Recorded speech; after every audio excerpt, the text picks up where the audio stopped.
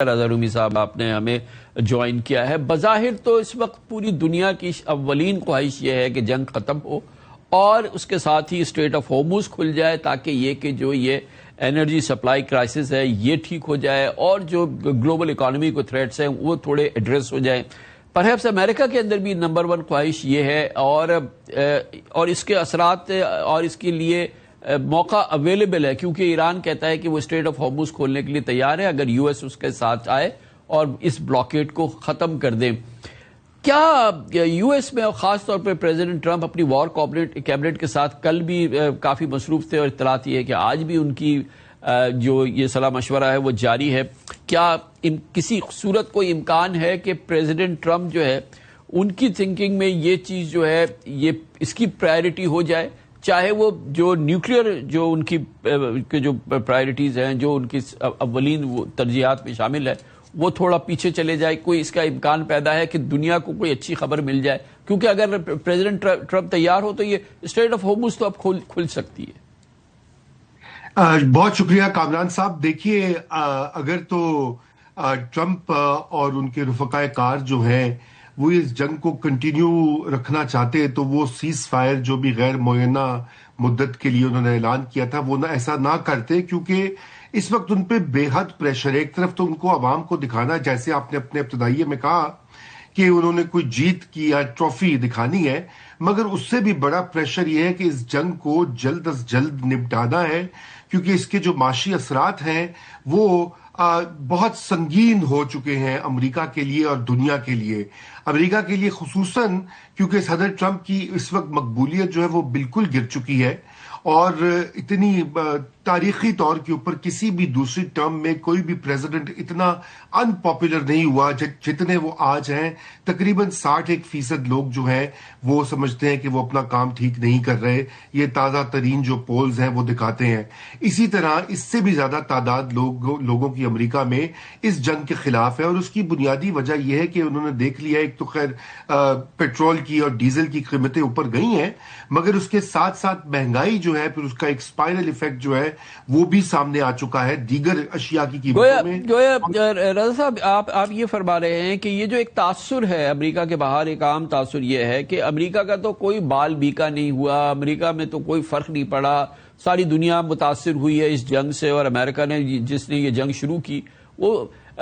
مگر جو آپ مہنگائی کا ایلیمنٹ بتا رہے ہیں، آپ وہ کہہ رہے ہیں کہ وہ اتنا سنگین ہے کہ اس نے صدر ٹرمپ کی مقبولیت کو ڈبو دیا ہے، اور چاہے ان کی فیصلہ سازی بھی اس میں شامل ہو، تو یہ کہنا بالکل غلط ہے کہ امریکہ کا بال بیکا نہیں ہوا۔ امریکہ بھی شاید، کیا ہم کہہ سکتے ہیں، اتنا ہی متاثر ہوا ہے جتنی باقی دنیا ہوئی ہے؟ جی بالکل۔ دیکھیے امریکہ ظاہری بات ہے ایک بڑا ملک ہے، امیر ملک ہے، طاقتور ملک ہے، اس لیے شاید اثرات اتنے سنگین نہ ہوں، مگر بالکل مہنگائی اثر کر رہی ہے۔ اور سیاسی طور کے اوپر دیکھیے مڈ ٹرم الیکشن ہے نومبر میں،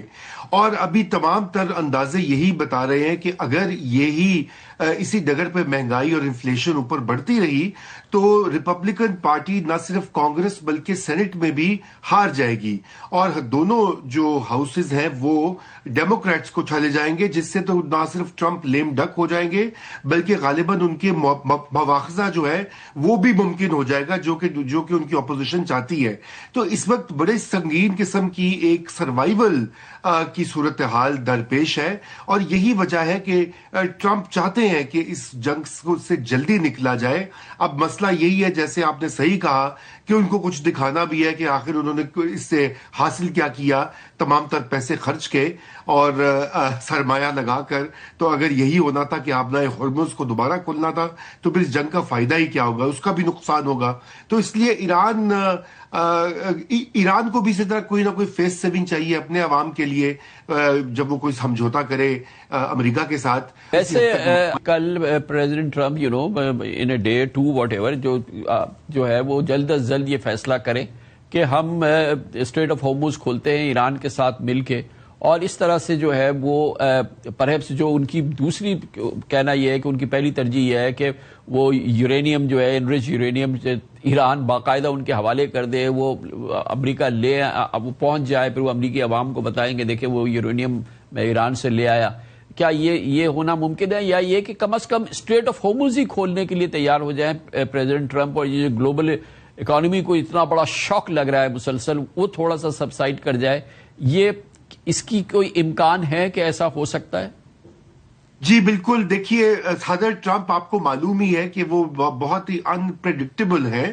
اور بالکل ایسا وہ کر سکتے ہیں، اور شاید ایسا ہی ہوگا، کیونکہ ابھی آج کی ڈیولپمنٹس جو ہوئی ہیں، یو اے ای کا اوپیک سے نکلنا، پھر تیل کی قیمتیں اوپر چلی گئی ہیں، $110 کو کراس کر گئی ہیں فی بیرل. اس کا مطلب یہی ہے کہ دنیا بھر میں وہ مہنگا ہو جائے گا بشمول امریکہ کے، اور اسی لیے اسٹریٹ آف ہارمز کو اب کھولنا اور بھی ارجنٹ ہو جائے گا، تاکہ یہ 20% کا جو سپلائی میں کمی ہے وہ پوری کی جا سکے اور قیمتیں جو ہیں وہ ریگولیٹ ہوں. تو اس لیے یہ ایک بامر مجبوری یہ صدر ٹرمپ کو کوئی نہ کوئی سمجھوتا کرنا پڑے گا. لیکن فیس سیونگ کیسے ملے گی رضا رومی صاحب؟ ان کو تو فیس سیونگ چاہیے، ان کو تو پولیٹیکل جو ان کا ٹرف ہے اس کو دکھانا ہے کہ جی کہ میں یہ جنگ جیت کے آیا ہوں، جس کو آپ لوگ کہتے ہیں کہ جی کہ ایگزٹ ریمپ چاہیے، ان کو آف ریمپ چاہیے، وہ کدھر ہے؟ جی میرے خیال سے ایگزٹ ریمپ وہیں پر ہے کہ جیسے کہ اوباما کے ساتھ جب ان کا سمجھوتا ہوا تھا ایران کا، اور اس میں جو کچھ نیوکلیئر معاملے کے اوپر اگری کیا گیا تھا، اسی کے سے ملتی جلتی کوئی ایک ڈیل جو ہے شاید وہ فائنلائز ہوگی. اور یہی پاکستان کی بھی بیک ڈور، یہی جو ڈپلومیسی ہے، میڈیشن ہے، وہ بھی یہی اسی چیز پر کام کیا جا رہا ہے. اور روس کے ساتھ بھی جو پارلیز ہیں وہ بھی اسی سلسلے کی ایک کڑی ہیں کہ ایسا طریقہ نکلے کہ جس سے کہ امریکہ یہ بھی کہہ سکے کہ ہم نے نیوکلیئر پروگرام کو کچھ کرٹیل کر دیا، ایران یہ کہہ سکے کہ ہمارا پروگرام سیف ہے، محفوظ ہے، تو دونوں سائڈز کچھ بتا سکے. تھینک یو سو مچ جناب رضا رومی، ہمارے ساتھ senior journalist, news analyst new York سے. خبر شب بریک، اس کے بعد ذکر کریں گے پاکستان کی اکانومی کو ایک بار پھر سیریس اکنامک پریشر کا سامنا ہے، چیلنجز